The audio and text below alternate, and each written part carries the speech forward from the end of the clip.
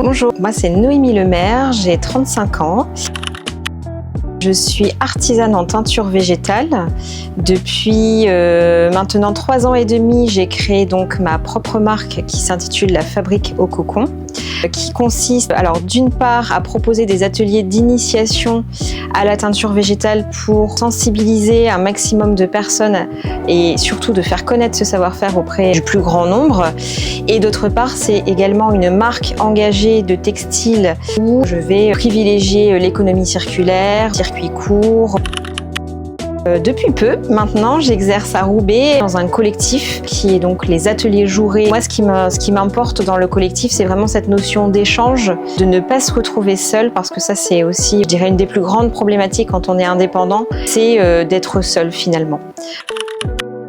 C'est assez particulier, en fait, donc c'est une reconversion. J'étais architecte avant, donc j'ai fait l'ESAT à Roubaix en design d'espace.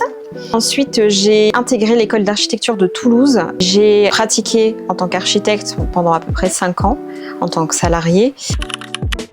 Alors comment je suis arrivée à la teinture végétale? En fait, par l'intermédiaire de la couture. Ça faisait très longtemps que je voulais me mettre à la couture, dès l'instant où j'ai quitté mon dernier emploi. Donc j'ai acheté ma première machine à coudre, mes premiers textiles, et j'ai cherché à savoir de quelle façon on teignait tout simplement les textiles. J'ai regardé des reportages, j'ai lu des ouvrages là-dessus, et pour moi ça a été une véritable révélation, ça a été un choc. Parce qu'en fait, je me suis rendu compte à quel point on n'avait aucune connaissance de l'impact environnemental de la teinture. Et donc, j'ai cherché à savoir s'il existait une alternative qui était plus respectueuse de l'environnement et aussi plus vertueuse pour notre santé. Et donc, progressivement, voilà, je suis arrivée à la teinture végétale. Je n'ai pas suivi de formation sur la teinture végétale. Alors, j'en ai quand même suivi une petite de 2 jours qui m'a plus confortée dans l'idée de vouloir faire ce métier-là. Mais finalement, j'ai appris par l'intermédiaire des ouvrages et de toutes les expérimentations que j'ai pu faire. J'ai commencé la teinture végétale il y a 5 ans et au bout d'1 an et demi à peu près, j'ai décidé d'en faire mon activité principale. Alors au départ, c'était un peu un grand saut pour moi parce que en l'occurrence, j'étais salariée avant. Donc je savais que financièrement, ça allait être compliqué. Mais finalement, j'ai réussi à vivre très rapidement de mon activité, notamment grâce à mes ateliers d'initiation. Parce que pour être honnête, je pense que de façon générale, quels que soient les artisanats, c'est très compliqué pour un artisan de vivre uniquement de sa production. Je dirais créatif, coloré, ressourçant. C'est très difficile pour moi de décrire une journée type parce que chaque journée ne se ressemble pas. Et je pense que c'est ce qui est très important pour moi, c'est de pouvoir bénéficier d'une certaine liberté et de pouvoir gérer nos journées comme on le souhaite. Mais sinon, de façon générale, je vais beaucoup faire de l'administratif, je dirais. Je peux aussi bien alimenter mon site internet que faire des posts sur les réseaux sociaux, que faire de la teinture, avoir des rendez-vous avec des clients. Voilà, c'est assez multiple aussi. J'accorde pas mal de temps aux phases d'expérimentation.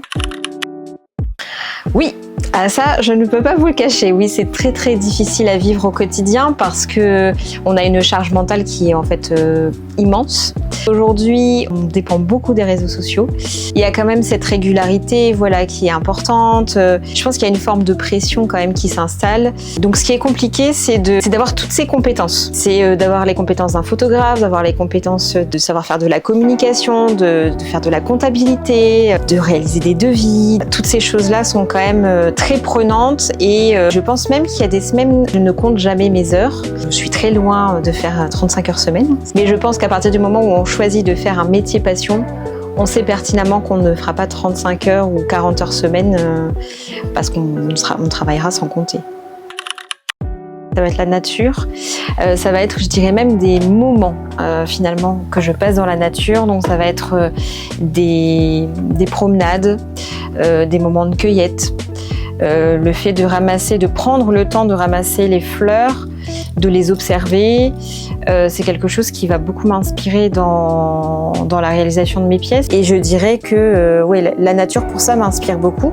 Et surtout, je dirais que depuis que je travaille avec la nature, j'ai été littéralement transformée sur le plan de ma personnalité. Parce que lorsque j'étais architecte, je n'avais aucune patience, mais vraiment aucune patience. Et finalement, de travailler avec la nature, ça m'a appris la patience et l'humilité. Les fondations de mon entreprise sont basées sur des valeurs fortes, notamment l'économie circulaire, le circuit court, le fait de travailler avec des matières qui sont déjà existantes.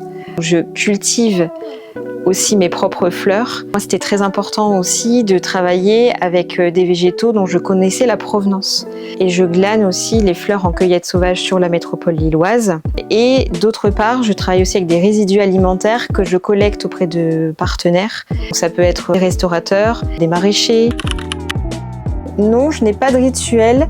Par contre, il y a quelque chose que je fais de manière assez récurrente, c'est que pour me mettre dans ma bulle, j'ai tendance à écouter de la musique. Au niveau des difficultés, ce que je disais qui est assez compliqué pour moi, c'est cette notion multicasquette. Je dirais qu'aujourd'hui, honnêtement, je pense que j'ai davantage besoin d'être soutenue, épaulée au niveau de la communication parce que c'est quelque chose qui pour moi est très chronophage, que ce soit l'alimentation de mon site internet qui m'apporte quand même de la visibilité et également les réseaux sociaux, alors notamment Instagram parce que je suis quand même très présente sur Instagram. Pour moi, c'est assez difficile de mener de front toutes ces activités de manière simultanée et donc aujourd'hui, si j'ai besoin d'avoir du soutien, je pense que ce serait vraiment dans la partie digitale, communication. Moi, je conseillerais de simplement ne pas se poser de questions et de suivre son instinct. Je pourrais conseiller aussi, moi je suis passée par une association qui s'appelle la BGE, qui soutient l'auto-entrepreneuriat dans les Hauts-de-France.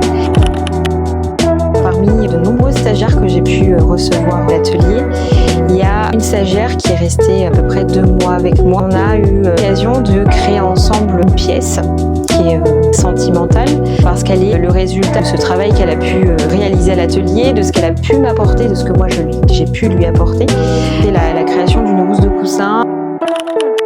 J'anime des ateliers d'initiation à la teinture végétale de manière régulière auprès des particuliers. Également, j'interviens dans des structures publiques comme des médiathèques, des centres sociaux. Je peux intervenir aussi dans des EHPAD, dans des musées, auprès des écoles de textile. Pour moi, c'est très important de transmettre ce savoir-faire qui a été oublié pendant de nombreuses années. La pédagogie et la sensibilisation, pour moi, sont des éléments importants. La transmission, d'ailleurs, c'est ce qui me passionne le plus dans mon métier.